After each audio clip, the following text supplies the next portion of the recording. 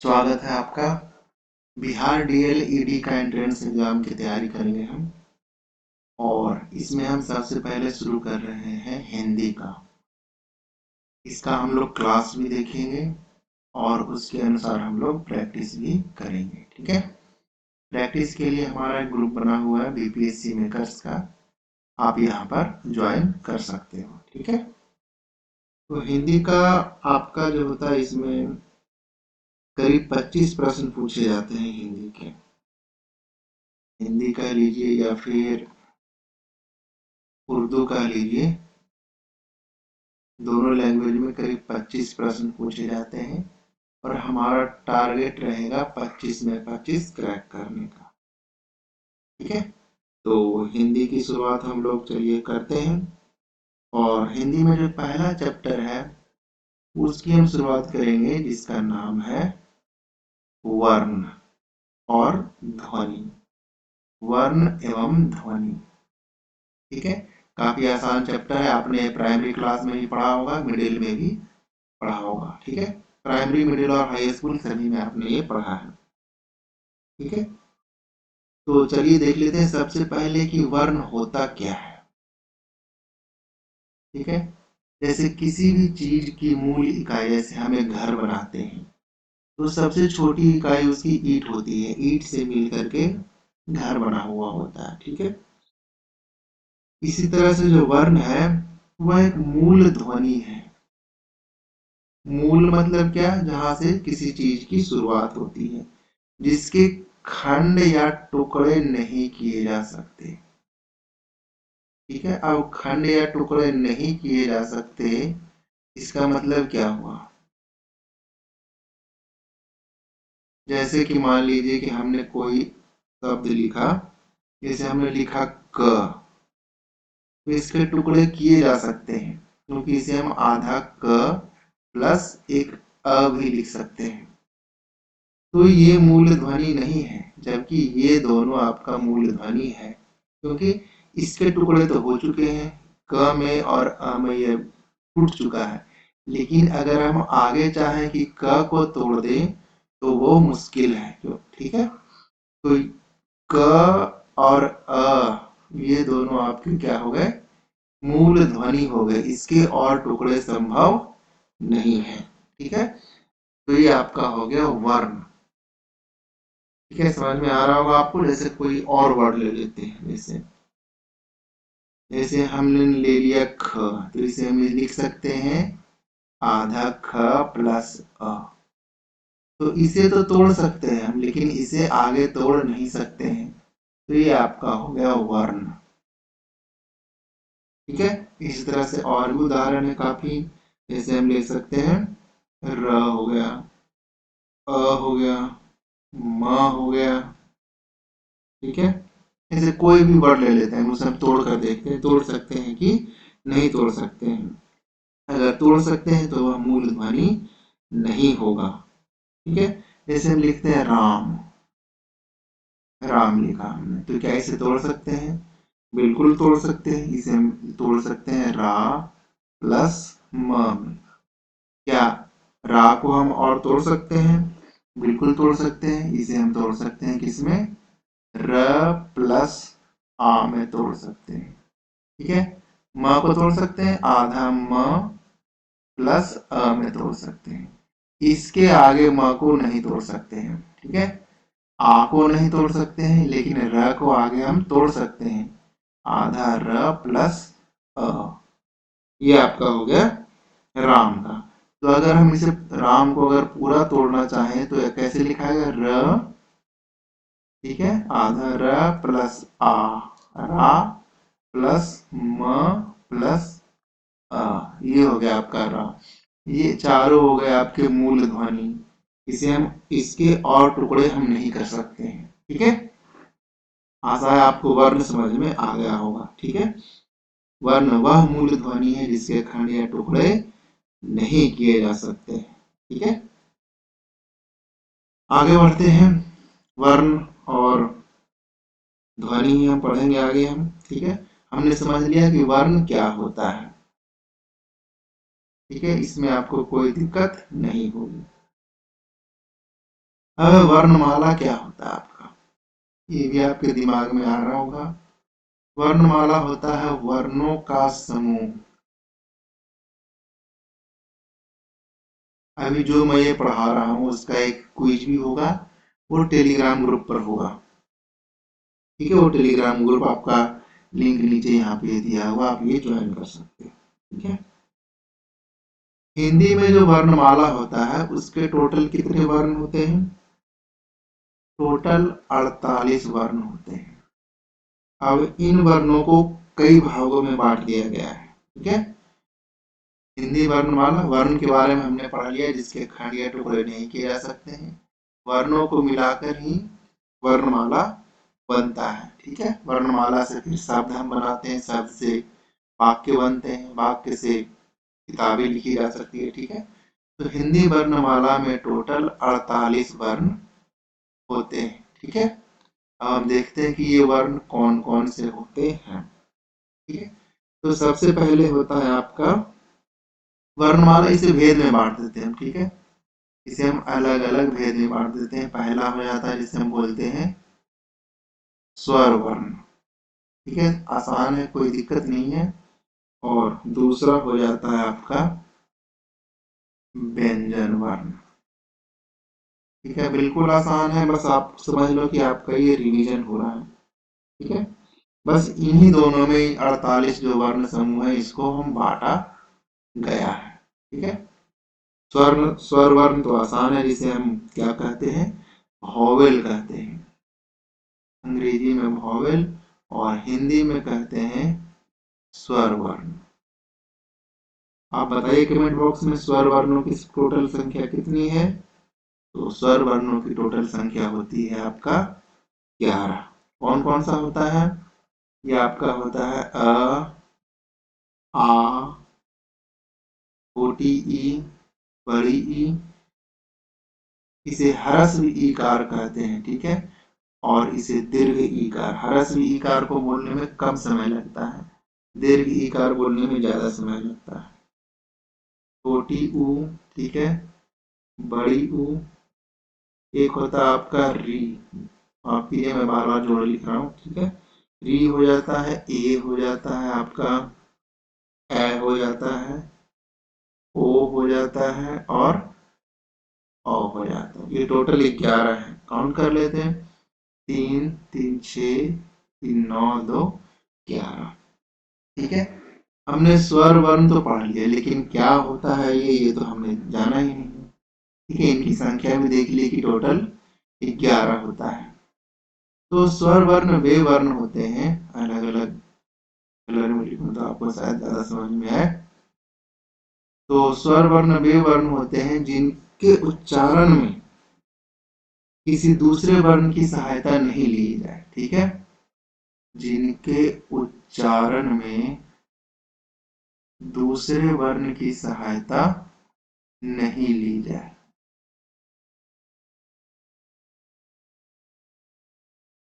जैसे हम लोग राम बोल रहे थे तो उसमें दूसरे वर्ण की सहायता हम ले रहे थे। ठीक है, तो ये स्वर वैसे वर्ण है जिसके उच्चारण में दूसरे वर्ण की सहायता नहीं ली जाती है।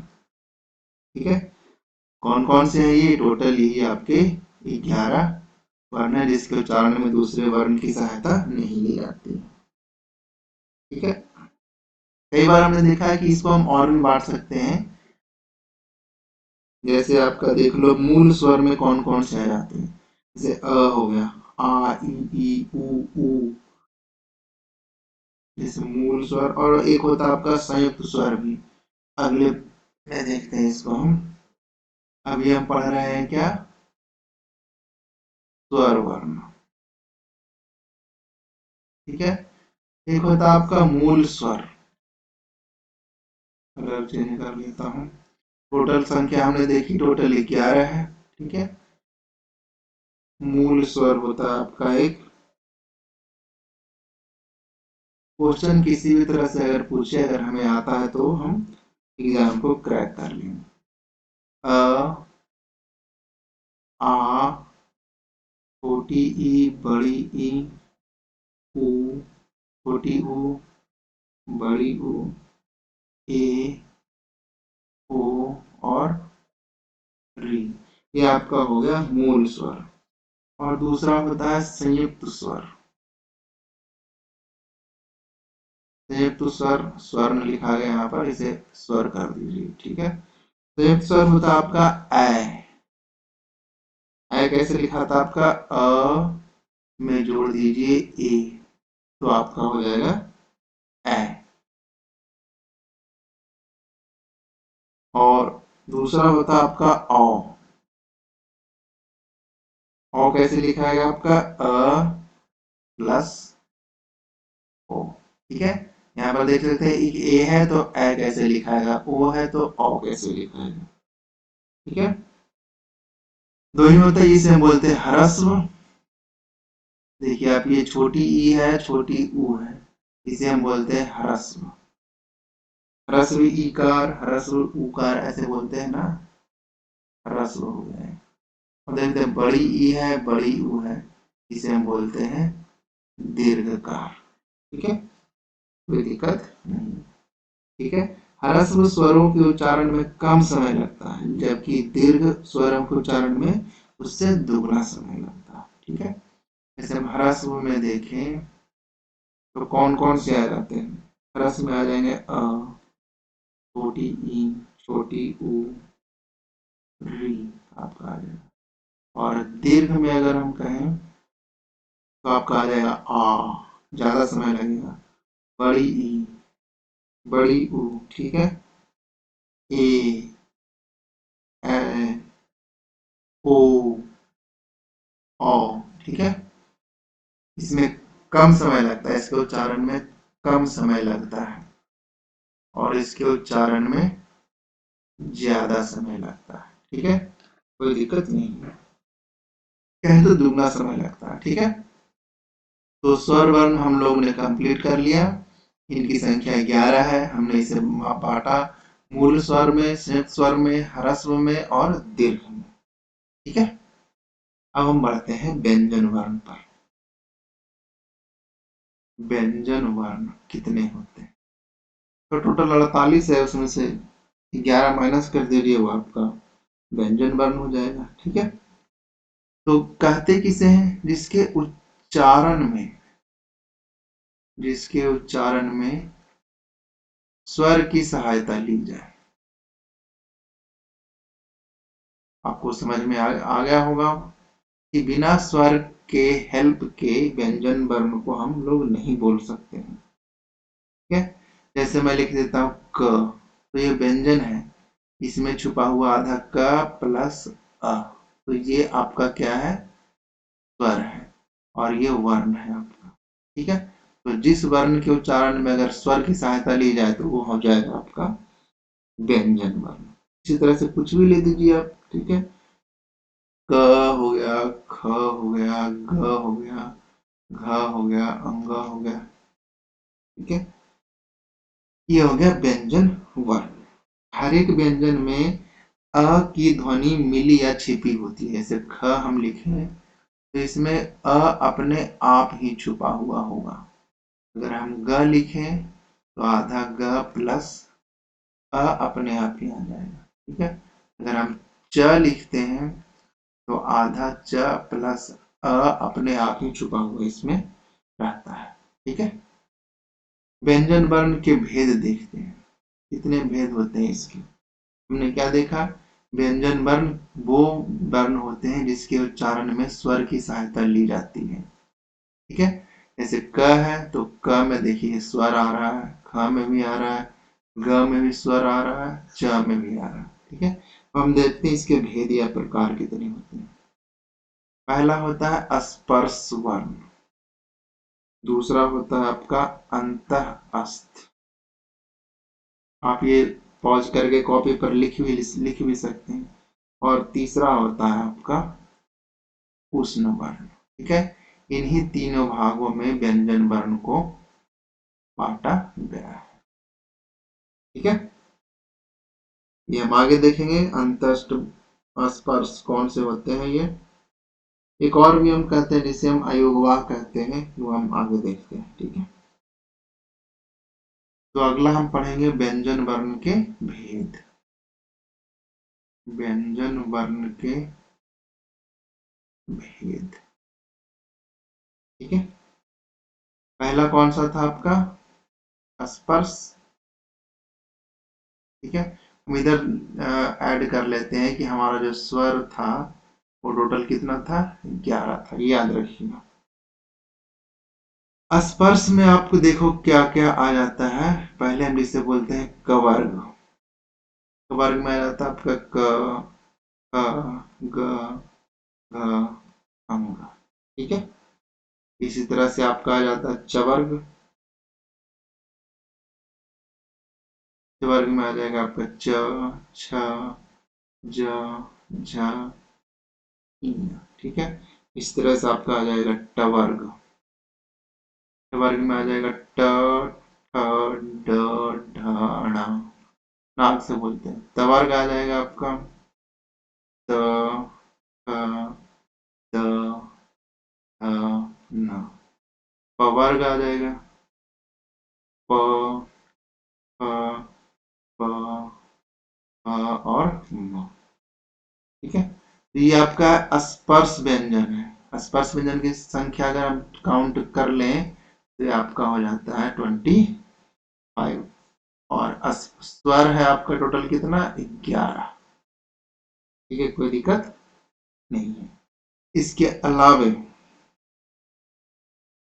होता आपका अंतस्थ। दूसरा मैंने बताया था आपको अंतस्थ। ठीक है, अंतस्थ जो होते हैं व्यंजन वर्ण, उनकी संख्या 4 होती है।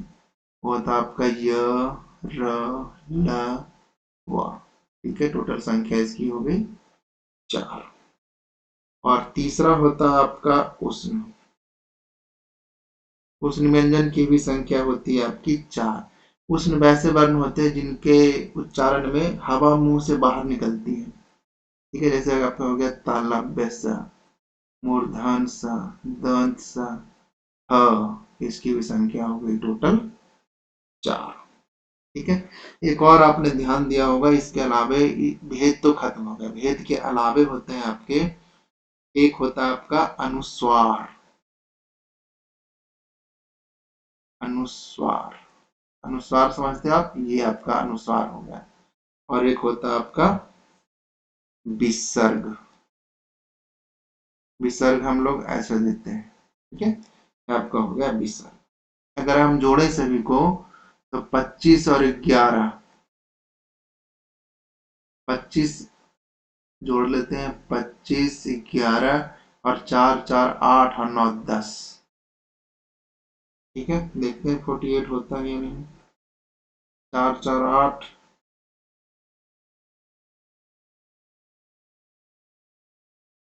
और एक हो गया आपका ये, और एक हो गया आपका ये। इसके अलावा एक और होता है आपका, जैसे कि ड़, ड़ जिसको बोलते हैं, यहाँ पर लिख देता हूँ मैं। एक होता है ड़ और एक होता है आपका ढ। इसकी भी संख्या हो जाती है आपका 2। ठीक है, ये हो गया आपका 25, 11, ये हो गया आपका 8, 9, 10 और ये हो गया आपका 2। सभी को जोड़ लेते हैं। 5 और 3, 8 और 2, 2, 4, 1, 8। टोटल 48 वर्णों की संख्या होती है। इसी से वर्णमाला बना हुआ होता है। ठीक है, तो स्पर्श वर्ण हो गया हमारा और व्यंजन वर्ण भी हो गया। ठीक है, अब आता है वर्णों की मात्राएं। कौन सी मात्रा हम लोग लगाते हैं? वर्णों की मात्राएं। मात्राएं से क्या मतलब है आपका? जैसे किसी भी वर्ण का अगर हम उच्चारण करते हैं तो जो मूल स्वर होता है उसमें कुछ चिन्ह का प्रयोग करते हैं, उन्हें हम मात्राएं कहते हैं। इनकी जो संख्या होती है वो टोटल होती है 10। वो हम देख लेते हैं कौन कौन सी होती है। पहले होता है आपका आकार, जिसको बोलते हैं हम आकार, ऐसे लिखते हैं। ठीक है, फिर होता है आपका ह्रस्व ईकार, फिर होता है आपका दीर्घ ईकार। ठीक है, ह्रस्व उकार, दीर्घ उकार, ठीक है। एक हो जाता है आपका री, री का साइन होता है ऐसा। फिर हो जाता है आपका एकार, एकार। फिर हो जाता है आपका एकार। फिर हो जाता है आपका ओकार, जिसे बोलते हैं, फिर बोलते हैं औकार। ये आपका 10 हो जाता है आपका, 3 3 6 3 9 और एक 10। ठीक है। जैसे कि अगर हम लिखें इसके, इसका एक एग्जांपल अगर मैं दूं आपको, एक एग्जांपल मैं दे देता हूँ। जैसे इसका हम लिख सकते हैं का, इसका लिखेंगे की, कू, कू, क्री, के, कै, को, को। ठीक है। ये आपका हो गया मात्रा। टोटल मात्राओं की संख्या है 10। ये आप याद रखिएगा। दीर्घ और लघु दोनों की मात्राएं हमने सीख ली। ठीक है। अब आपने देखा होगा कि मैंने पिछले स्लाइड में बताया था आपको कि अनुस्वार होता है और विसर्ग होता है। अनुस्वार और एक विसर्ग होता है। ये दोनों व्यंजन ही है, इसके उच्चारण में स्वर वर्ण मिला रहता है। ठीक है ना। जैसे कि आगे देख लेते हैं अनुस्वार और विसर्ग का, यहाँ देख लेते और डिटेल में थोड़ा सा। अनुस्वार और विसर्ग दोनों एक साथ ही देख लेते हैं। अनुस्वार और विसर्ग, ये व्यंजन, ये ध्यान रखिएगा आप। ठीक है। जैसे अनुस्वार क्या होता है? अनुस्वार होता है आपका ये, कैसे बनता है ये बनता है आपका अ में अनुस्वार अगर आप जोड़ दें तो ये बनेगा आपका। ठीक है।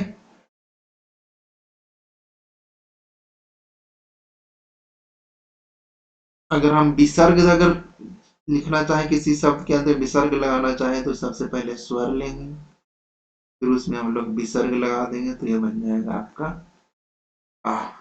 ठीक है। ये अयोगवाह, इसलिए इन दोनों को हम लोग अयोगवाह भी कहते हैं, क्योंकि ये स्वर के बाद किंतु स्वर्ग से अलग लिखे या बोले जाते हैं। ठीक है। स्वर, स्वर तो ये हो ही गया, इसके अलग लिखा जाता है। यह हो गया आपका स्वर और इसका ये अलग लिखा हुआ है, इसलिए हम इसको अयोगवाह बोलते हैं। इसका इस्तेमाल काफी कम होता है, जैसे कि बहुत ही कम। जैसे कि इसमें हम लिखना चाहें तो लिखा सकते हैं अंत, इसमें लिखना चाहें तो लिखा सकते हैं हम दुख। ठीक है। एक और आप, मैंने बताया था पिछले स्लाइड में, ढ़ और ढ, इसको हम बोलते हैं टवर्गीय व्यंजन। यहाँ भी देख लेते हैं, इसको हम बोलते हैं टवर्गीय व्यंजन। टवर्गीय व्यंजन कौन कौन से होते हैं? एक होता है आपका अ और होता है एक आपका ढ, पढ़ना और पढ़ना। ठीक है। ये शब्द के शुरू में कभी नहीं आते हैं। ठीक है।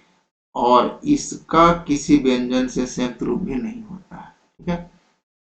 कभी भी अ से या ढ से कोई भी शब्द आपका शुरू नहीं होगा। अगर ऐसा ढ से लिखे तो पढ़ना, पढ़ना हो जाएगा। और अ से लिखे तो पढ़ना, पढ़ना ऐसे लिख सकते हैं। कभी भी शुरुआत में इसका नहीं है। ठीक है। कुछ और बच गए, वो हम देखते हैं आगे वाले स्लाइड में। जैसे हम बोलते हैं संयुक्त व्यंजन। संयुक्त व्यंजन में अगर हम देखें तो आ जाता है आपका छ। बोलोगे सर ये तो हम भूल ही चुके थे। छ आता है। एक आता है आपका त्र, संयुक्त व्यंजन बोलते हैं इसको। एक आता है आपका स्र और एक आता है आपका ज्ञ, इसको हम बोलते हैं संयुक्त व्यंजन। ये स्वतंत्र वर्ण नहीं होते हैं, इसलिए हिंदी वर्णमाला में इन्हें स्थान नहीं दिया जाता है। हिंदी वर्णमाला में 48 मैंने टोटल दिखा दिया आपको। उन 48 में ये आपको कहीं भी नहीं दिखे होंगे, क्योंकि हिंदी वर्णमाला में इनका स्थान है ही नहीं। तो ये दो या दो से अधिक वर्णों को मिलाकर बनते हैं। ठीक है, इन व्यंजनों की रचना में दो व्यंजनों का मेल होता है। ठीक है, व्यंजन को मिलाकर ही व्यंजन बना रहे हैं हम। जैसे अगर छ को अगर हम लिखना चाहें तो छ को हम लिखेंगे च और क। कैसे लिखेंगे? आपका क प्लस मूर्धन्य स से मिलेगा आपका छ। ठीक है, और त्र लिखना चाहें तो त और र से मिलाकर बनेगा आपका त्र। ठीक है, इसी तरह से स्र है जो आपका तालव्य स और र को मिला दें तो आपका श्र बनेगा। श्रवण लिखते हैं ना, श्रवण कुमार। और इस तरह से आपका ज्ञ मिला दें, ज्ञ में तो आधा ज और य जो है आपका मिला करके बन जाएगा आपका ज्ञ। क्या ये आपके संयुक्त व्यंजन है। जैसे अगर हम लिखना चाहें, कुछ एग्जाम्पल देख लेते हैं। संयुक्ताक्षर में दो या दो से अधिक व्यंजनों का मेल होता है, इनके बीच में स्वर नहीं होता। अगर आप देखें ध्यान से तो ये व्यंजन ही है। ठीक है ना, जिस बीच में कहीं भी आपको स्वर दिखेगा नहीं। जैसे कि लिखते हैं हम सत्य लिखें, सत्य लिखें, उत्थान लिखें, ठीक है ना, राष्ट्र लिखें। तो देख रहे हैं यहाँ पर आपका त्र वाला यहाँ पर ही आ रहा है, यहाँ पर भी आ रहा है, त्र वाला ये ट्र में आ रहा है। ठीक है, तो ये थे आपके संयुक्त व्यंजन जिनका वर्णमाला में कोई भी स्थान नहीं है। ठीक है, अगला हम देखते हैं, टॉपिक है अपना टोटल वर्णमाला हमने देख लिया। अब अगला उच्चारण स्थान। ये भी कभी कोई पूछा जाता है कि उच्चारण स्थान किसका कहाँ पर है। ठीक है, तो हम देख लेते हैं। सबसे पहले हम देखेंगे कि वर्ण कौन सा है, टेबल बना लेते हैं। ठीक है, और इसका उच्चारण स्थान देखेंगे और इसका उच्चारण स्थान कौन सा है। तो वर्ण में सबसे पहले आ जाता है आपका कवर्ग। कवर्ग हो गया और इसके साथ आ जाता है आपका अ और आ। ठीक है, कवर्ग में क्या क्या आ जाएगा देख लीजिए ध्यान से। इसमें आ जाएगा आपका क, ख, ग, घ, अंग और आ। इसे आप बोलकर देखिए उच्चारण स्थान क्या आता है। स्थान में यहाँ लिख देता हूं, बोलिए। क, ख, ग, खुलकर बोलिए, घ, अंग, आ। तो आप देखोगे कि इसका जो उच्चारण स्थान है वो आपका जो मुंह के अंदर का जो तत्व है या फिर जो अंग है वो कहीं भी एक दूसरे को टच नहीं करता है। तो इसका उच्चारण स्थान आपका सीधा हो जाएगा कंठ। सीधा कंठ से आवाज आती है, इसलिए इसको हम कभी कभी कंठ वर्ण भी बोलते हैं। ठीक है, अगला आ जाता है आपका ताला व्यवहार या फिर तालु वाला बोलते हैं हम इसको, कंठ से हो गया। ठीक है, कुछ और ले लेते हैं हम, जैसे कि अगला ले लेते हैं हम तवर्ग ले लेते हैं। ठीक है, तवर्ग नहीं, इसके बाद आपका आ जाएगा चवर्ग। चवर्ग हो गया आपका, और ई, छोटी ई और बड़ी ई, इसमें आपका क्या क्या आ जाएगा? इसमें आ जाएगा आपका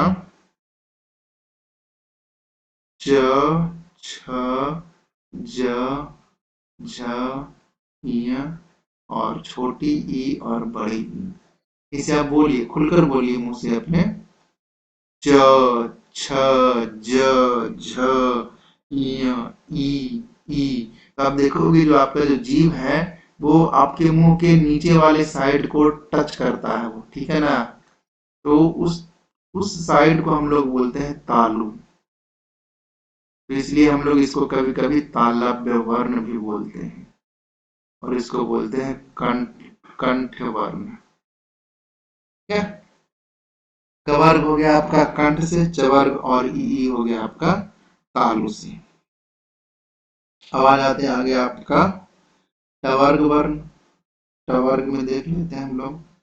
ट वर्ग है और इसके साथ आ जाता है आपका री, र, अब आया था मूर्धन्य स। इसमें आपका क्या क्या आ जाएगा? आप ये सिंपल है, अगर आप ये प्रैक्टिस करो तो रटने की जरूरत नहीं पड़ेगी। इसमें आपका आ जाएगा ट, ठ, ड, ढ, न, ठीक है। आपका आ जाएगा री, र, स।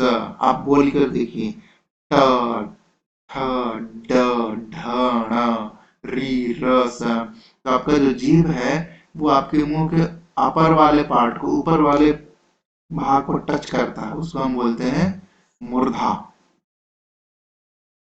ठीक है। उसको हम बोलते हैं मूर्धा। इसलिए इसको कभी कभी हम लोग मूर्धन्य वर्ण भी बोलते हैं, मूर्धन्य, ठीक है। अगला आपका है तवर्ग, थ थ द ध वाला तवर्ग। और ल और स, इसमें कौन कौन से आ जाएंगे आपके? अगर आप ध्यान से देखो तो आ जाएगा त, थ, द, ध, न, ल और तालव्य स आपका आ जाएगा। दंत स, सॉरी तालव्य नहीं, दंत स आपका। तो आप बोलिए त, थ, द, ध, न, ल, स। तो आप देखोगे कि आपका जो जीभ है वो आपके दांत को टच करता है, सीधा आपके दांत को टच करता है, तो इसलिए हम इसको बोलते हैं, उच्चारण स्थान है इसका दंत, और इसे कभी कभी हम लोग इसे दंत्य वर्ण भी बोलते हैं, ठीक है।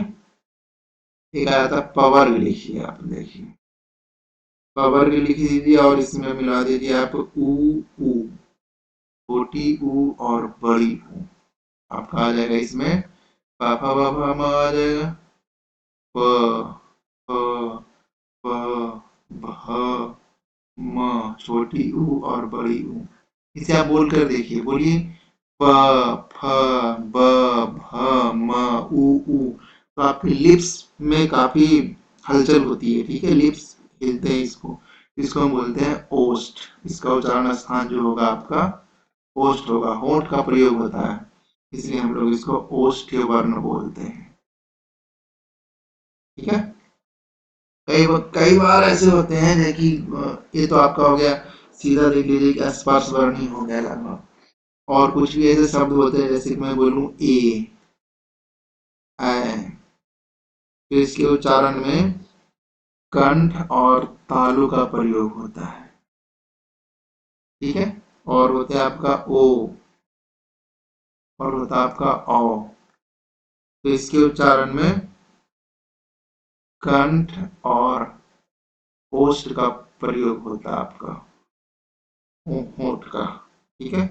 एक होता है आपका व, दोनों में फर्क है, देखिए ये व आपका दूसरा है और ये व आपका दूसरा है। इसमें आपका दांत का और ओष्ठ का प्रयोग होता है, ठीक है। और जितने भी हमने पढ़े हैं अभी तक, ऐसे कुछ नासिका वाले, जैसे कि अंग, य, न, न, म, ये हम बोलते हैं इसको नासिका वर्ण। इसको जब हम बोलते हैं तो नाक से आवाज आती है, ठीक है। तो उच्चारण स्थान आपको समझ में आ गया होगा, आप इसे रोकिए, स्क्रीनशॉट लीजिए और रिवाइज कीजिए, ठीक है। कुछ नासिक वाला आपको समझ में आ गया, ठीक है, कौन कौन से होते हैं। एक होता है आपका अनुनासिक मूर्धन्य वर्ण है, यही वाला आपका अनुनासिक ही हो जाता है, अनुनासिक ये वाला, ठीक है। एक लास्ट है, उसके बाद इस लेक्चर को खत्म करेंगे, अनुतान। अनुतान क्या होता है आपका? तो अब वर्णमाला हमने पढ़ लिया, टोटल 48 वर्ण होते हैं, लेकिन कुछ वर्ण ऐसे भी होते हैं जिनको बोलने पर सारी इंद्रियां झंकृत हो जाती हैं। जैसे अगर हम बोले आंख बंद करके, नाक बंद करके बोलिए ओम, तो आपको अंदर से झंझनाहट महसूस होगी। ऐसे वर्ण को हम लोग बोलते हैं अनुतान, ठीक है ना। जैसे बोलिए ग, ज, द, ब, य, र, ल, ब, अ आदि। ऐसे वर्ण है अनुतान जिनको बोलने से अंदर से झंझनाहट आपको, जो बोलने वाली इंद्रियां है ना वो झंकृत हो जाएगी। ठीक है। उच्चारण में सुर अथवा तान के पीछे चलने वाले ध्वनि को अनुतान कहते हैं। ठीक है? जब हम बोलते हैं तब शब्द अथवा वाक्य में सुलहर रहती है, यानी कि एक प्रकार का तरंग चलता है वो। ठीक है ना। अच्छा, जैसे जैसे बोलते हैं हम अच्छा, तो अच्छा के बाद देखिए एक लहर चलती है, अच्छा। बस, तो स के आगे भी एक लहर चलती है। ठीक है, बोलता हूं मैं जैसे अच्छा, तो एक लहर आगे चलती है। बस, तो बस के आगे देखिए एक लहर चलती है। ठीक है ना। अर्थ प्रसंग और प्रयोग भिन्नता होती है, जैसे कि जैसे हम इस अच्छा को कैसे बोल सकते हैं, अच्छा, अच्छा, अच्छा। आपने फिल्म देखी होगी पीके, उसमें दिखाता आपको कि अच्छा को कैसे कैसे बोल सकते हैं। तो अनुतान बोलने बोलने अर्थ प्रसंग और प्रयोग की उच्चारणताओं में कैसे हम लोग अलग अलग शब्द का प्रयोग कर सकते हैं। ठीक है ना। जैसे बस, बस जैसे हो गया ना। हाँ, आदि ऐसे शब्द हैं जिनका अर्थ, प्रसंग और प्रयोग के अनुसार अलग अलग अर्थ निकल सकते हैं। ठीक है, इसे हम बोलते हैं अनुतान। ठीक है। तो हमने आज देखा वर्ण, उसकी मात्राएं, टोटल भेद देख लिए, उच्चारण स्थान देख लिए। ठीक है। और ये हमारा हिंदी का पहला लेक्चर है। इसका क्विज आप टेलीग्राम ग्रुप पर दे सकते हो। ठीक है। टेलीग्राम ग्रुप ज्वाइन करने के लिए हमारा नीचे ये दिया हुआ आपका बीपीएससी मेकर्स के नाम से है। ग्रुप के डिस्क्रिप्शन में भी इसका लिंक दिया हुआ है। तो कैसा लगा लेक्चर कमेंट बॉक्स में बताइए, और टेलीग्राम पर ज्वाइन करना ना भूलिएगा। Thank you. मिलते हैं जल्द ही अगले लेक्चर के साथ।